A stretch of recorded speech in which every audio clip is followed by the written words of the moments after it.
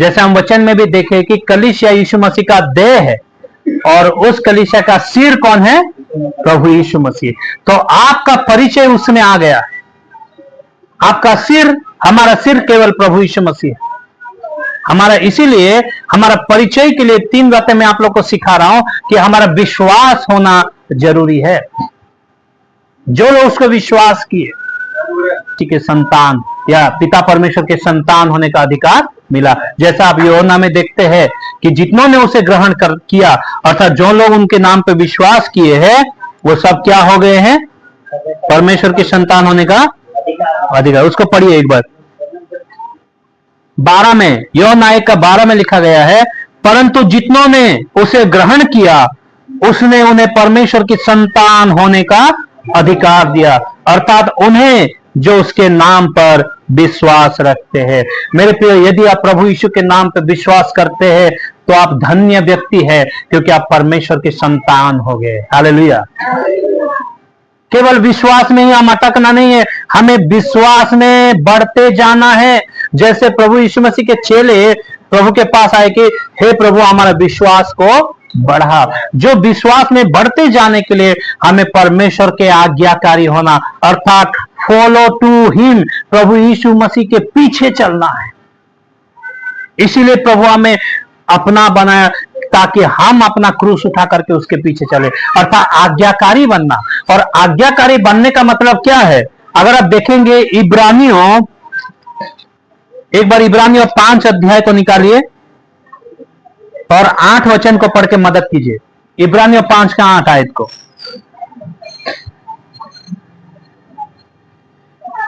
किसी को मिला है तो पढ़िए। पुत्र होने पर भी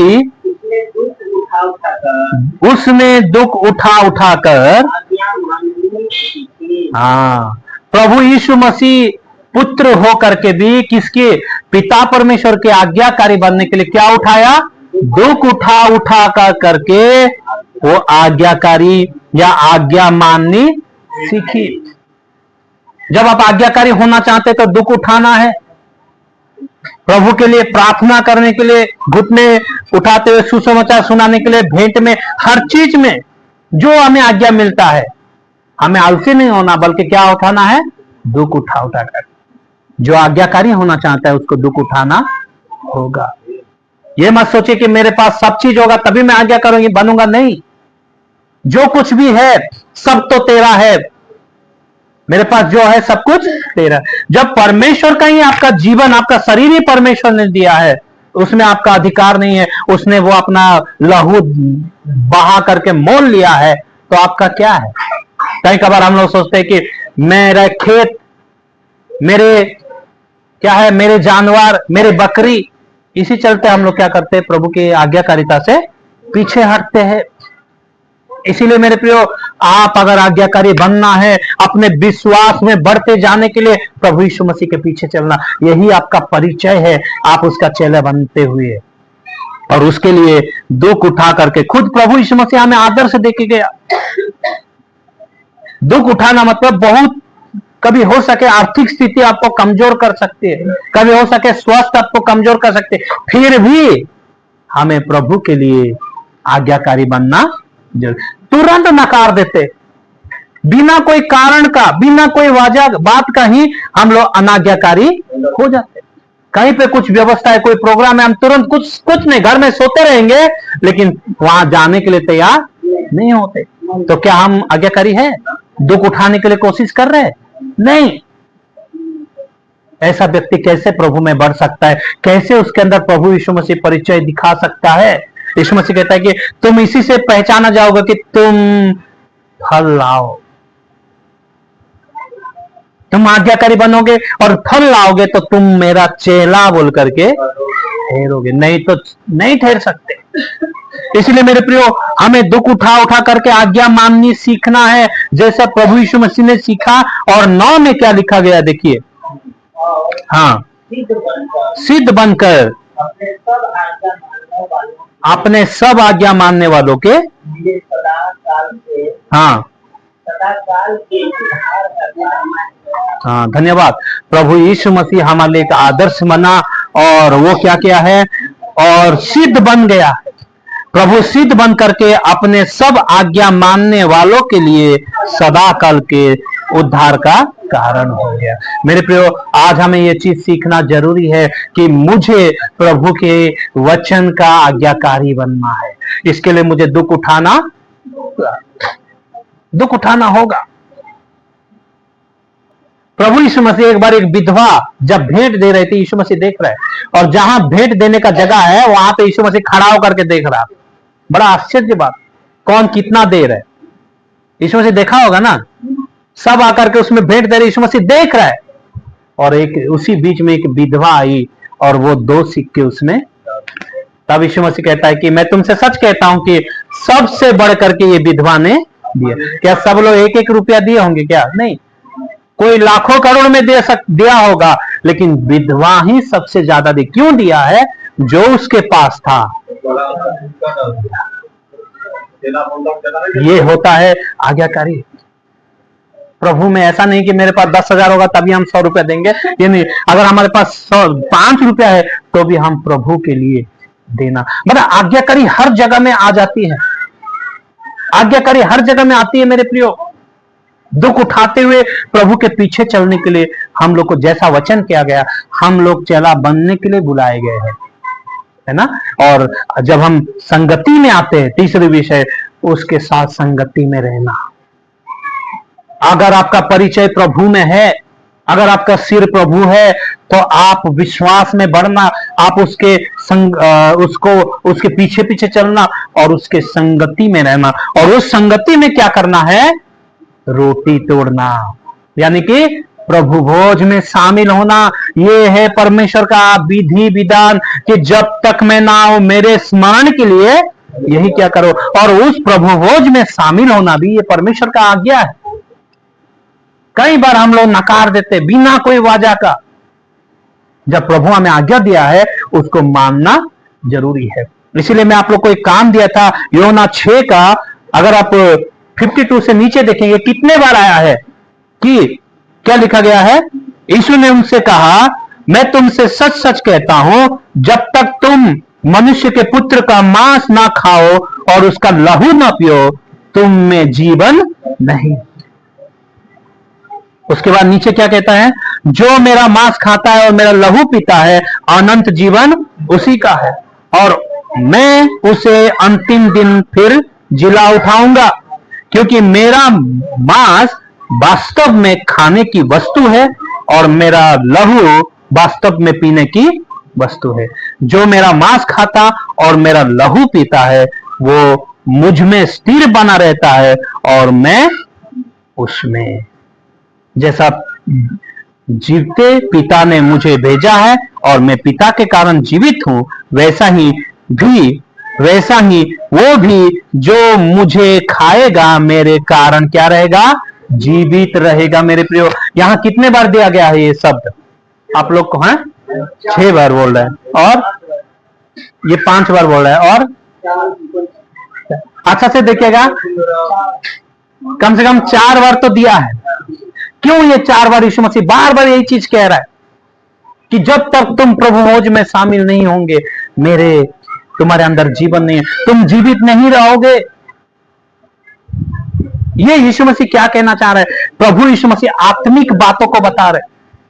सच में उसका शरीर को खाना, उसका मांस पीना, उसका लहू को पीना नहीं है, लेकिन ये क्या दर्शा रहा है? आत्मिकता को। ये क्या दर्शा है? उसके साथ हमारे संगति को दर्शा रहा है। प्रभु भोज बना बपतिस्मा ले जाने से नहीं होता है, दूसरा स्टेप है, हमें उसमें बने रहना है। इसीलिए प्रभु यीशु मसीह कहता है, जो मुझ में बना रहेगा वो जीवन में बना रहता है। फिर भी हम लोग उस बात को क्या करते हैं? इनकार देते हैं। प्रभु भोज में से हम लोग दूर जाना चाहते हैं मेरे प्रियो।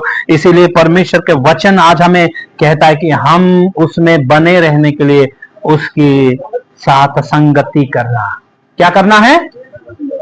सुने, क्या करना है? संगति करना। कैसे संगति करेंगे? सबसे पहले प्रभु भोज में। प्रभु भोज में आप सभी हर हफ्ते प्रभु के दया से, ये आदि कलीसिया क्या करते थे? रोज घर घर में जाकर के रोटी तोड़ते थे, घर घर में। आज प्रभु भोज खाते, उसको समझना भी सीखना भी बहुत जरूरी है ना? नहीं तो ठोकर का कारण बन सकते। इसलिए मेरे प्रियो, वो जीवन की रोटी प्रभु यीशु मसीह, यीशु मसीह कहता है कि मनुष्य केवल रोटी से नहीं पर परमेश्वर की वचन से जीवित रहेगा।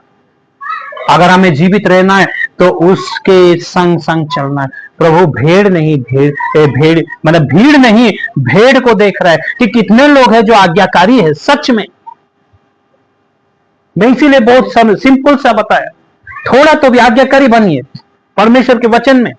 जितना जीवन आपका व्यतीत है, जितना समय बचा हुआ है, प्रभु के वचन के अनुसार उसके संग संग रहना, और उसके लिए क्या करना है?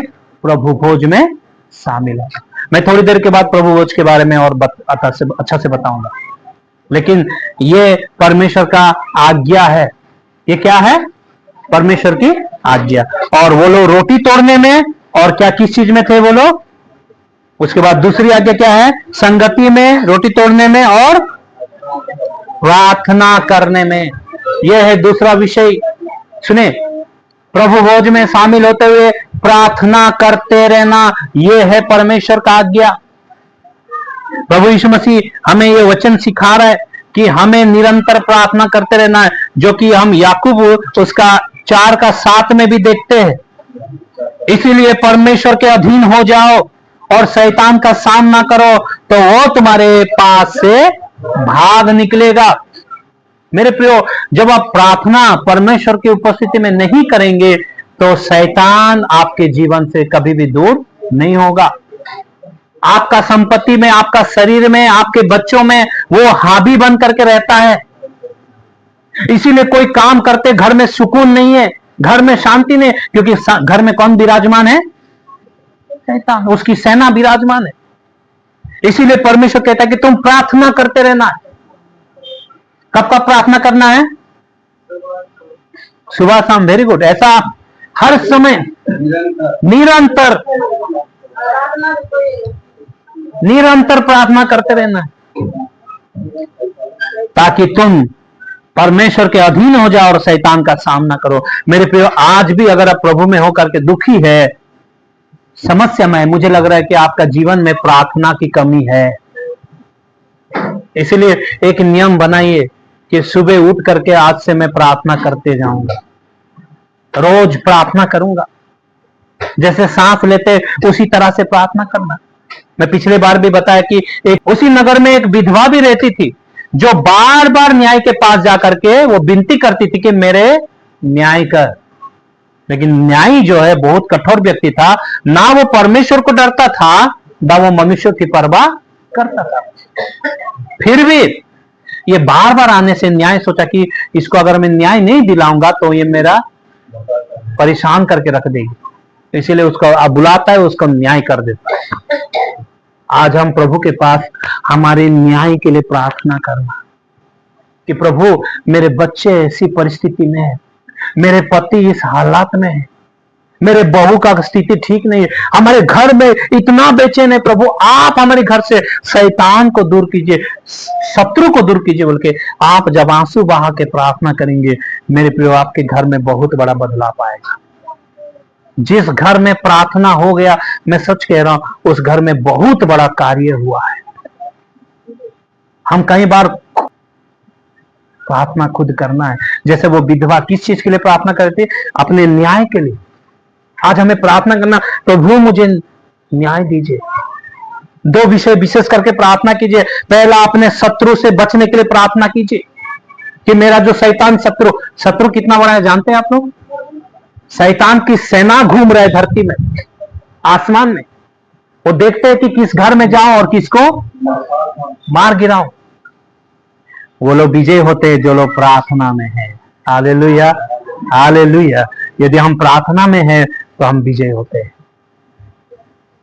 इसीलिए प्रार्थना बहुत जरूरी है। दूसरी विषय, हम अपने शत्रु से बचने के लिए, और दूसरी विषय, हमें पवित्र आत्मा के सामर्थ्य के लिए प्रार्थना करना है, जो हम लोग तीमुथियुस 1:7 में देखते हैं। हमारे अंदर की डर भय को दूर करके प्रभु के सामर्थ्य में बढ़ने के लिए हमें परमेश्वर से प्रार्थना करना है, क्योंकि प्रार्थना में उत्तर मिलता है। जो प्रार्थना करेगा उसको उत्तर परमेश्वर देता है मेरे प्रियो। इसलिए हमें प्रार्थना का जीवन होना जरूरी है। एक बार आप देखिए मरकुस उसका 11 अध्याय को एक बार निकालिए। हाँ, इसीलिए अगर आप प्रार्थना नहीं कर रहे तो आज ही शुरू कीजिए। जब जब मौका मिले प्रार्थना मन ही मन करते रहना। 11 का आप 23 से पढ़िए। 3 समस्या है आपका प्रार्थना को रोक देता है। पहला विषय आपके अंदर संदेह को लाता है। जिस समय संदेह आएगा आपका प्रार्थना रुक गया। दूसरा आपके अंदर भय को लाता है, इसीलिए मन में कोई संदेह ना रखे, कोई कि ये प्रतीत कर ले, ये समझ ले कि प्रभु ने मुझे दे दिया है। अर्थात विश्वास होना जरूरी है प्रार्थना में। कोई भी विषय मांगते तो मन में विश्वास होना चाहिए और विश्वास के साथ प्रभु के पास आना चाहिए, अपने डाउट को, अपने संदेह को दूर करके। और प्रभु से हम लोग प्रार्थना करना सीखना है मेरे प्रियो। यह है परमेश्वर का वचन। अगर आप इब्रानियों 10 का 35 को एक बार पढ़िए। जब प्रार्थना कर रहे कोई चीज नहीं मिल रहा है तो घबराना नहीं कि अभी तक नहीं मिला। याद करिए कि जरूर अच्छा चीज मिलने वाला है। आप देर नहीं है, देर कौन है? परमेश्वर। आप अपने बच्चे के लिए प्रार्थना कर रहे हैं या कुछ विषय के लिए प्रार्थना कर रहे हैं, अभी तक नहीं हुआ तो याद रखिए, हिया मत छोड़िए, परमेश्वर बहुत बड़ा प्रतिफल देंगे। बाइबल में यीशु मसीह को 2 बहन और एक भाई, मार्था, मरियम और लाजर, ये लोग बहुत प्रेम करते थे। जब यीशु मसीह उनके गांव में जाता था तो बहुत प्रेम करके वो लोग उसका आदर करते थे।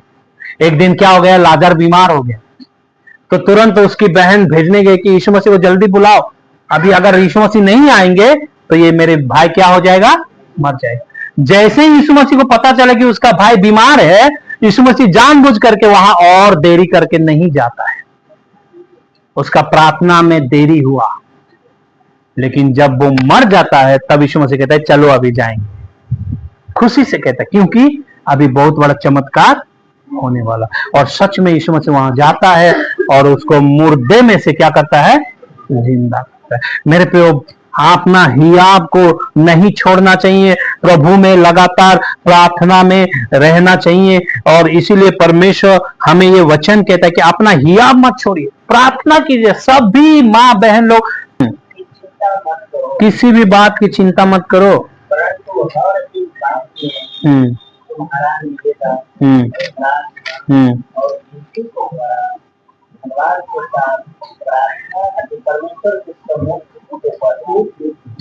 धन्यवाद।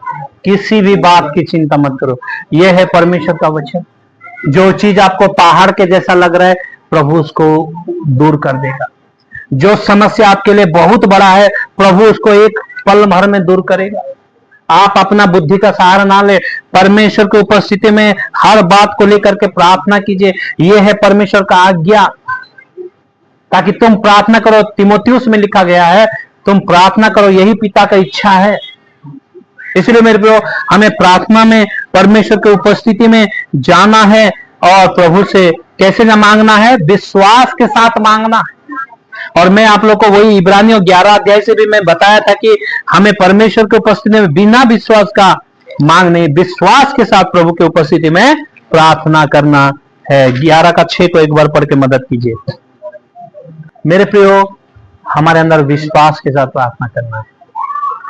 तो हम आज सीख रहे कि प्रभु में हम लोग का परिचय है और प्रभु यीशु मसीह जो कलीसिया को शुरू किया है, आप धन्य उस कलीसिया में जुड़ गए। जैसे उस दिन 3000 मनुष्य लगभग उसमें मिल गए, वैसे ही आज हम लोग उसमें मिल गए। मिलने के बाद क्या है, दृढ़तापूर्वक बढ़ते जाना। बढ़ने के लिए सबसे पहले मैं बताया कि परमेश्वर के वचन में हम लोग को क्या करना है, आगे बढ़ना है। परमेश्वर के वचन में आगे बढ़ना है। और दूसरे संगति में आगे बढ़ना है। अगर मैं विश्वास कर रहा हूं, अगर वचन में नहीं हूं, संगति में नहीं हूं, तो मैं कहीं ना कहीं अभी भी कहां हूं, पीछे ही हूं। इसीलिए संगति में क्या करना है, प्रभु भोज में शामिल होना है और प्रार्थना में लॉगिंग रहना। अब जानते हैं आदि कलीसिया इस रीति से बढ़ रहा था, उनका प्रोग्रेस रिपोर्ट है। आदि कलीसिया में क्या है, प्रोग्रेस रिपोर्ट। प्रोग्रेस रिपोर्ट मतलब लगातार वो बढ़ते गए, वो घटा नहीं है, बढ़ते चला गया। आपका अगर जीवन में प्रोग्रेस रिपोर्ट देखेंगे 2014 से लेकर के अभी तक आप कहां हैं। प्रभु आपको 10 साल जो समय दिया, आपने क्या किया, गवाया या इस्तेमाल किया। वचन में साफ साफ लिखा गया है, जो बोओगे वही सबोपदेशक में है ना, 8 अध्याय में। अगर गेहूं बोओगे तो गेहूं काटोगे ना, मकई तो नहीं काटोगे। धान बोओगे तो धान ही काटेंगे। इसी रीति से इस संसार में जब प्रभु ने आपको वचन दिया, अगर आप वचन बोएंगे तो प्रभु के द्वारा वही काटेंगे। मेरे प्रियो, आप शरीर के लिए बोएंगे तो शरीर चीज काटेंगे, आत्मा के लिए बोएंगे तो आत्मा का चीज काटेंगे।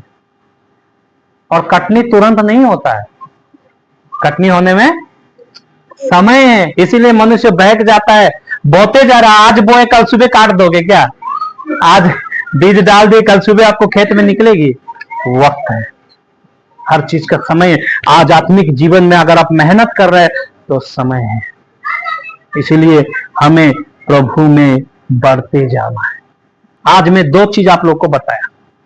पहला, प्रार्थना करना।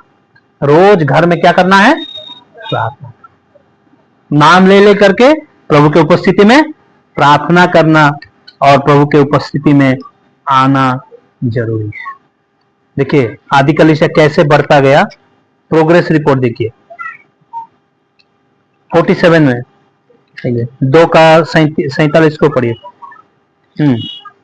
मिला देता था, वो लोग प्रतिदिन प्रभु में बढ़ते जाए। ये है प्रोग्रेस, ये है असली कलीसिया जो कि बढ़ते जाएगा। 10 है तो वो और बढ़ते बढ़ते बढ़ते जाएगा। इसीलिए हर एक विश्वासी अपने जीवन में परमेश्वर के लिए काम करना है। 6 का 7 को पढ़े।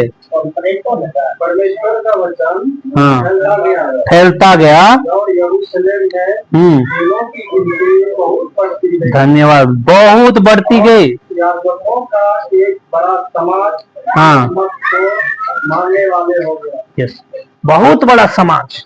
कैसे हुआ, आज्ञाकारी। कैसे हुआ, 14 को।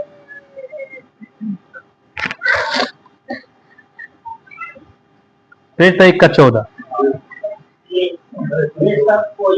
ये सब कोई कहीं, हाँ, यीशु की माता, हाँ, यस, स्त्रियां क्या कर रही थी, क्या कर रही थी जी, एक मन एक चित होकर के प्रार्थना कर रहे थे। क्योंकि वो जो प्रार्थना कर रहे थे परमेश्वर के लिए, क्योंकि उसका परिचय प्रभु हमने जो उद्धार पाया, हमने जो जाना, और भी बहुत लोग उनको जाकर के बचाना है। वो प्रार्थना करती थी और सुसमाचार भी सुनाती थी। आज हम लोग को याद है, प्रभु के सामने तो झूठ नहीं बोलते। प्रभु मैंने संसार की चीज बोया हूं तो संसार का चीज काटेंगे। यदि आप आत्मिक चीज बोए हैं तो ये साल प्रभु